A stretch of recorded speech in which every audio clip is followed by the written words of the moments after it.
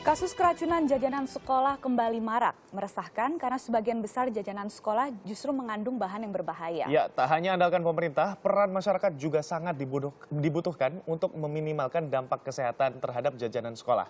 Zat berbahaya yang terkandung dalam jajanan anak kami rangkum dalam agenda Khasnet 5.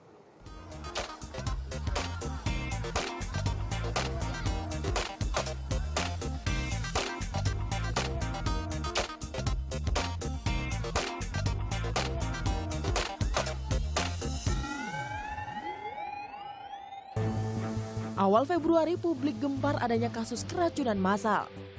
119 siswa di SDN 2 Cigantang, Tasikmalaya, Jawa Barat alami mual, pusing hingga muntah pasca menyantap jajanan sekolah berupa olahan chicken nugget beserta sausnya. Penyebab pasti keracunan masih dalam penyelidikan. Hingga kini belum ada mandat tertulis terkait pengaturan pangan jajanan anak sekolah. Ini merupakan tanggung jawab semua pihak.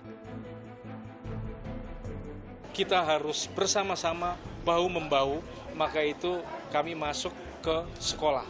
Ya, tetapi akar masalahnya tadi, siapa penjualnya? Kalau di sekolah tidak cukup, mereka belinya di luar pagar sekolah.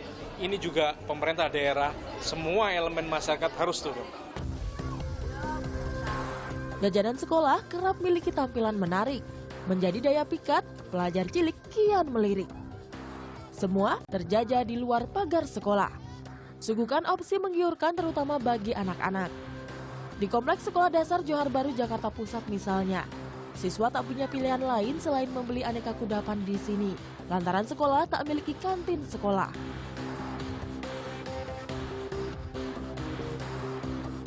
Kezia, kalau di sini jajanannya ada apa aja sih? Ada es Jawa, Terus ada bakso Malang, terus ada kojek. Tidak jelas komposisi dan kandungan gizinya. Sebagian besar jajanan sekolah berupa makanan olahan. Kalangan orang tua pun ragukan keamanan dalam jajanan anak.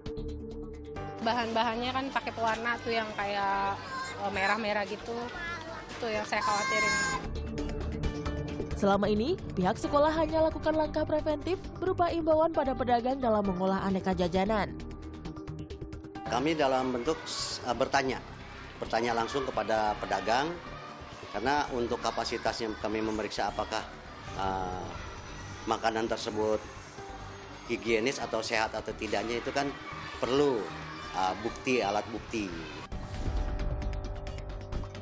Tak cukup andalkan pihak lain, lingkungan terdekat anak yakni orang tua wajib waspada minimalkan dampak.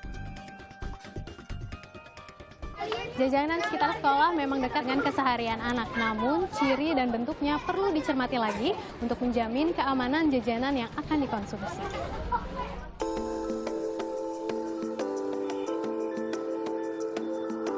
Zat-zat berbahaya seperti formalin, borak, pewarna sintetis, rodamin B, dan metanilizelo rentan ditemukan dalam jajanan anak.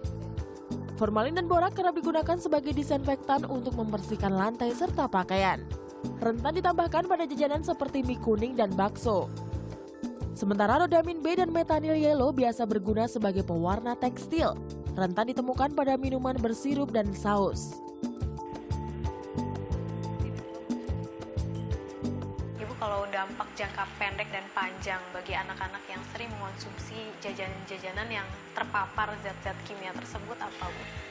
Untuk jangka pendek mungkin bila menggunakan atau mengkonsumsi makanan yang mengandung bahan berbahaya itu mungkin akan menyebabkan gangguan pencernaan seperti mual, dan mungkin juga bisa muntah dan sebagainya, dan juga mungkin efek-efek samping yang lain seperti pusing gitu.